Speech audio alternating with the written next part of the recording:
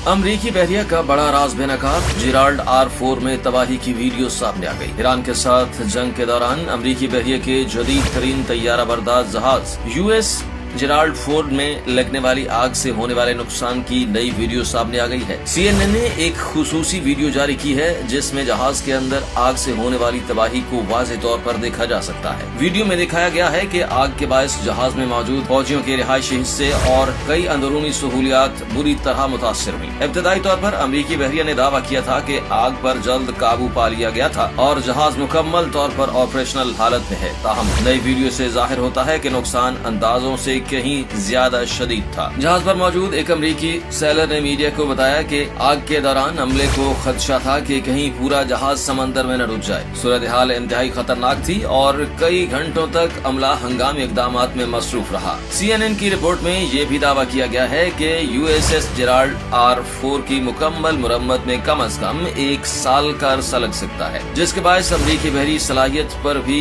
असरात मुरतब होने का इम्कान जाहिर किया जा रहा है। वाज़ेह है कि मार्च में ईरान के साथ जारी कशीदगी और जंगी कार्रवाइयों के दौरान इस तैयारा बरदार जहाज में आग लगने का वाकया पेश आया था। इस वक्त अमरीकी बहरिया ने बताया था कि 2 एहलकार जख्मी हुए थे जिन्हें फौरी तौर पर तिब्बी इमदाद फराहम की गई, जबकि जहाज की ऑपरेशनल सलाहियत बरकरार है। नई वीडियो सामने आने के बाद जहाज को पहुंचने वाले असल नुकसान और अमरीकी बहरिया के इब्तदाई बयानात के हवाले से नई बहस शुरू हो गई है।